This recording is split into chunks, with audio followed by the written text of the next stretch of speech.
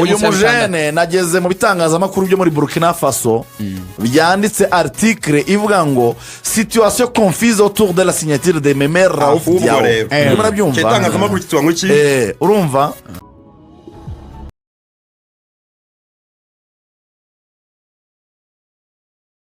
tujye muri nyamukandagira, tujye muri APR, tujye muri nyamukandagira. Duhere ku basinye, duhere kuri Gapapu yavuzwe. Abasinye kugira bavuga iki ko ntundi batangajwe na ekipe. Hera muri Gapapu wa muntu we. Hera muri kinini. Muri Gapapu rero nta kintu ndi buvuge kinini cyane, ariko aho mvuga mfitiye amakuru ni kuri side ya APR. Nta makuru mfite kuri Singida nge mfite amakuru kuri APR. Nge mfite kontra ya Singida. Okay, ubwo urayivuga. Hari naho nabagifoto rwose umukinnyi ari gusinya. Have nge mfite kontra ya Singida. Kontra Singida? Ya Singida ndayifite. Nimwitereke muri Gapapu rero. Yise. Yinyuremo. Hanyuma banza reka duhere kuri version ya Singida. Kwizigira soma kontra udusobanurire za Ndani ufite uzinyuremo ndabasobanura kontra urabwa scenario kwa muri Singida. Noneho Ruvuyanga nawe araduha version yo muri nyamukandagira. Yego abantu bwo bazamenya aho bimeze. Yego ikipe ya Singida Black Stars mfite kontra ya page 9 ariko ndafatamo ibice bikeya nyine bigize contract byibanze.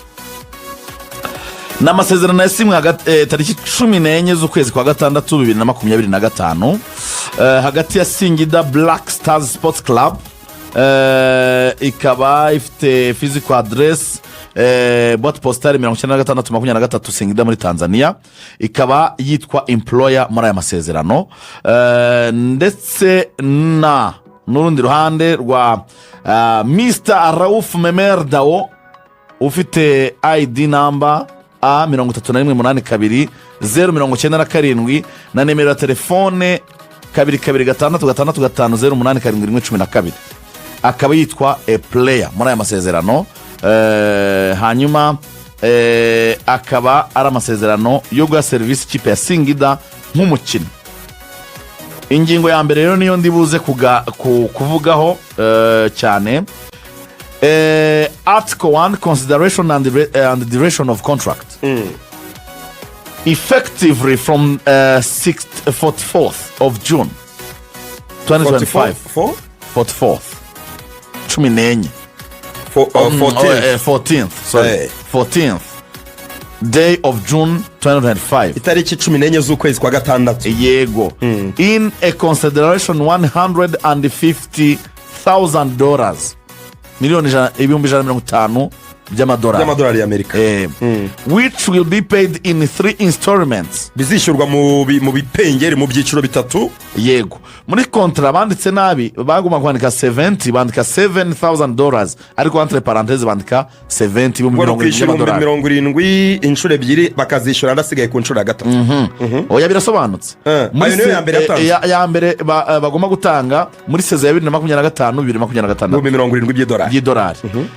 Hanyuma as follows 20,000 mu 20 kongera 50 bakabanza bakamuha 20 bakazamwongera 50. Yego muri 2025 2026 noneho numva nibyo 70 nabyo abigabyemo ibice bibiri muri sezo ya 2025 noneho hakaba 40,000 azahabwa muri sezo 2026 2027 kuko amasezerano yari yasinye ni imyaka 3 40 kongeraho 70 bikaba 110. Hanyuma akazakurikiraho ibindi bihumbi 40 azishyurwa muri sezo 2027 2028 sezo ya gatatu 110 kongeraho 40 bikaba 150. Yego urumva aya mafaranga kitwa signing on fee. Niko mu ngingo ya mbere y'aya masezerano bivuga. Yego. Ingingo ya kabiri the net salary shall be $60,000 ibihumbi 6 by'idolari no mushahara. Yego. For the season 2025-2026 sezo ya mbere itugiye kwinjiramo. Yego. For the season 2026-2027 n'umuntu nabyo bizaba ari 6. sezo ya kabiri nayo ikaba 6 by'idolari ndetse na sezo ya 2027-2028 bikaba ibihumbi 6. Yego. Aya kitwa salary. Urimo nabyumva ingingo y'amadolari ku kwezi muri iyo myaka 3. Yego. The salary will be increased according to the player performance. umukinnyi azagenda yongererwa umushahara uko azagenda yitwara neza. Yego. The agreement on contract of services between the player and the club shall be valid for the duration of 3 seasons, 33 iyo months. kontra urimo gusoma yari kuzagira agaciro mu gihe cy'imyaka 3. Yego. mu gihe cya sezo 3. From the date of signing this contract, provided that the same may be renewed or extended subject to the absolute discretion of the employer and the club, the player is not allowed to institute the case in FIFA if he is still under contract. Doing so, it will be terminated. baravuga ngo iyo kontra izamara imyaka 3 nibyo, ariko ibikubiyemo bizubahirizwa kugeza igihe hashobora kuberaho kongera amasezerano. Yego. kuko hagati muri kontra ushobora kongera amasezerano. Yego. bakavuga ngo umukinnyi rero mbere na mbere ni ibanga rikomeye iyo kontra ritajya hanze. bakavuga kandi ko umukinnyi atemerewe kujya gusaba ibindi byangombwa, ni nko gusaba wenda gutandukana n'ikipe muri FIFA club itabigizemo uruhare mu gihe azafite amasezerano ya club ya Singida. So iyo ngingo niyo nashaka ko tuvuga. tubwire ikintu cy'ingenzi. Yego. iyo ishobora kuba kontra cyangwa ikaba draft. Yego. iyo kontra isinyweho n'abandi. icyo gikomeye cyane kuko kontra ntabwo ari kuba ngo ni ibyanditse. Yego, Dao ushobora no kubimuha ushobora kuba ari draft bamupropoje akabyanga. iyo ni kontra asinyeho, bitwereke tubanze tubyemere. iyi kontra yanditswe kuri 14 isinywa tariki 17. isinyweho n'abandi. yasinyweho na Muhibu Kanu, Singida Black Stars manager. ngo n'uruhande rumwe rwa club. Yego. tabanyeho sinyatire y'umukinnyi nta kirabizi. hanyuma dore ngiyi sinyatire y'umukinnyi signed and delivered by the said Dao Memel, who is known to me personally.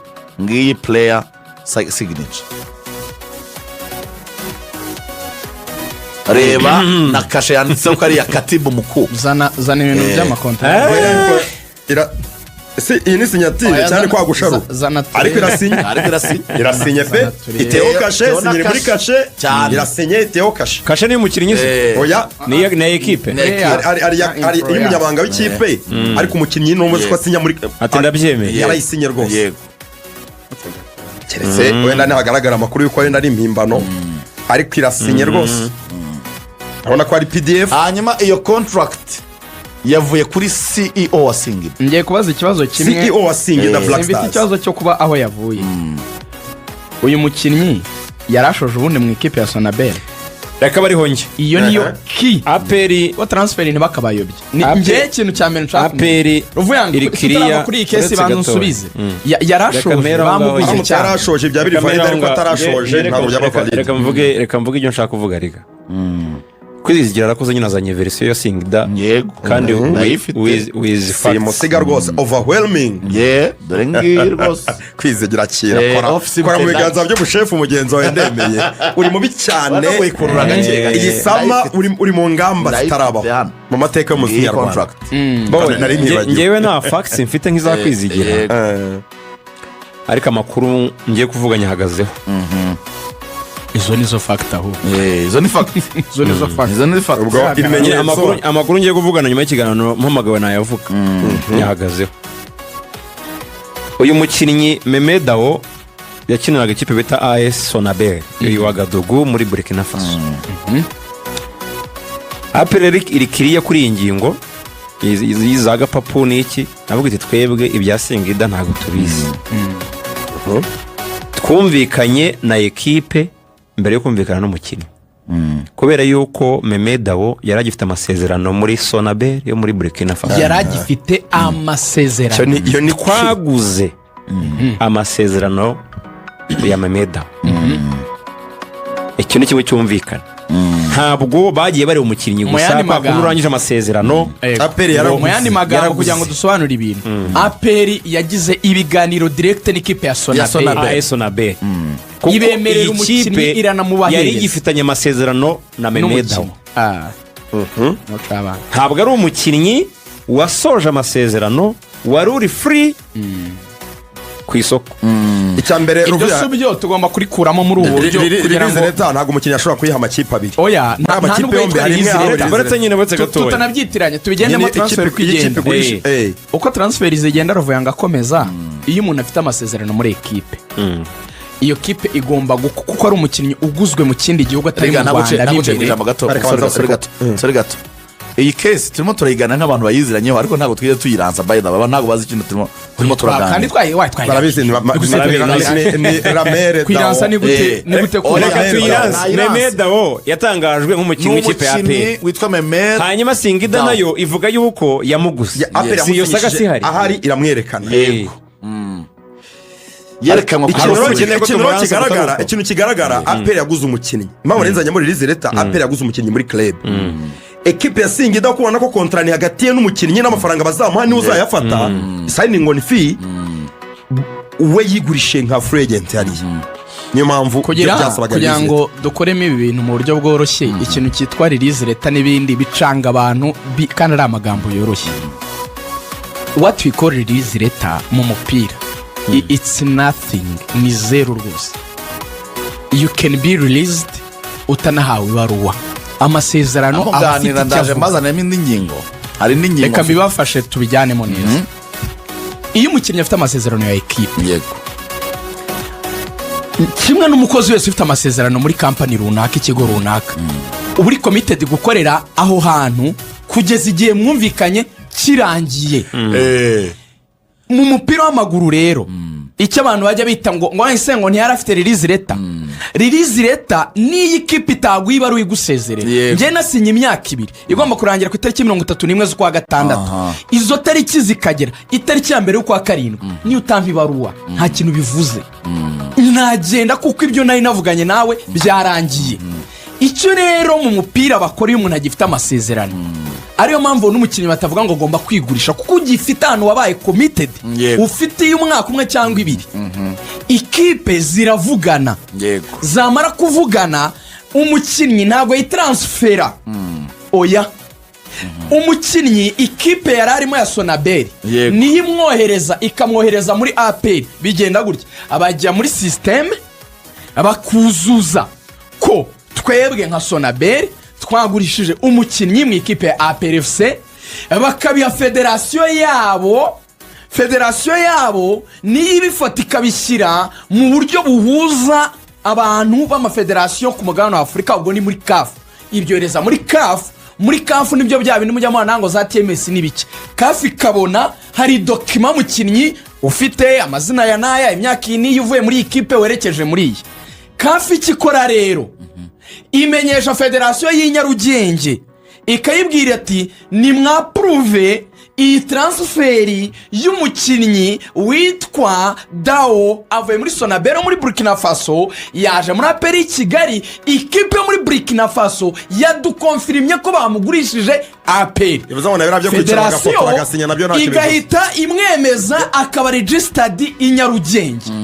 Ibyo rero niko bigenda. Niyo agiye ku wundi mugabane umukinnyi aba registered, federasiyo ivuga yuko APR irabyemeza ko imurekuye muri system, yarangiza kubyemeza federasiyo yacu ikabiha CAF ikabiha indi mpuzamigabane, niba ariyo muri Aziya, niba ariyo muri Yefa, niba ari yahe, ikavuga ngo hari umuntu uvuye ku mugabane wacu wa Afurika mu ikipe yitwa APR witwa wenda Clement, afite wenda iyi myaka, agiye wenda i Burayi, wenda mu cyiciro cya 2 mu Faransa muri iyi kipe IF ikamenyesha federasiyo y'u Faransa ikayibwira ngo nimukonfirme uyu mukinnyi aze mu Faransa uvuye mu Rwanda. CAF yabitwemereye ko ari byo, ko biri authentique, bakabyemeza. Ibyo babikoreye iki? Kwanga ko abakinnyi bazajya bagira ibyangombwa bitandukanye, akikomitinga amasezerano ahantu henshi yatandukanye. Uyu mukinnyi rero case iri simple, ibintu ni bibiri. We niba APR yaraciye mu nzira z'amategeko agifite amasezerano na Sonaberi, APR ikishyura Sonaberi ikabona pati yayo, agifite amasezerano na Sonaberi, umukinnyi bakamuha ibyo wamugomba akaza agasinya, ni umukinnyi wa APR. Singida niba yaraguze umukinnyi ugifite amasezerano na Sonaberi, itavuganye na Sonaberi, iyo izarega muri CAF. Niba hari ibyo yamuhaye izarega muri CAF, habe hagiyemo icyo bita litige, banze bahagarikeho transfer gato, basuzume koko ko uwo mukinnyi yasinye biri authentique, ari byo atari draft, ari contrat iri ya nyayo ifatika. Niba sanga umukinnyi ari committinze agifite amasezerano muri Sonaberi, APR ntabwo yaba victime icyo gihe.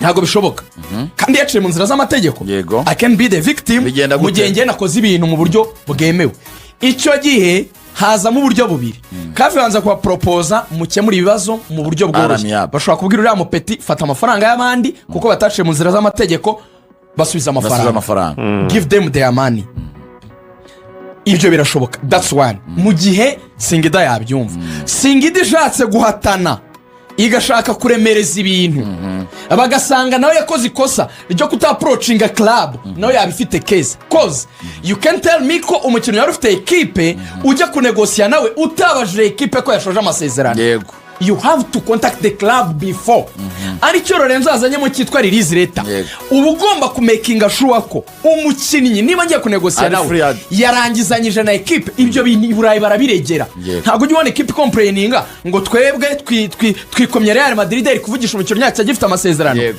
you are not even allowed to talk to ariko ibi him turi kuvuga agifite amasezerano ni if aramutse Ni yari if. agifite Ni amasezerano if. ntabwo turi sure Ni ko yari if. agifite amasezerano hanyuma muri Sonabel. njyewe nababwira Ntabwo ko turi sure ko ngiye kuzana yari indi free version agent. ariko njye nababwiye ko ndi siri wowe uri sire Uri sure iki? APR yaguze ndi siri ko APR yaguze umukinnyi ugifite amasezerano muri Yego. Sonabel Muri icyo ni icya Sonabel. mbere ndi siri ko APR umukinnyi rero hari ikintu abantu gatoriga ndi siri ko APR ijye no gutangira process yabanje gusaba amasezerano ye afite muri Sonabel Sonabel. ngibanze yevaluatinga nyine yarebe ireba ama release clause na buyout clause n'ibindi byose birimo yego nibwo yatangiye ibiganiro na Sonabel ndi siri ko release letter ya Memel yoherejwe na Sonabel urumva nubwo n'umukinnyi yaje yifite Mu gihe nyine ariko transfer- mu n'ikipe gihe transfer yakozwe, yohereje kipe yabonye release amafaranga letter. itanga release letter Yes Iramulizinga, yabonye donc release letter ari uko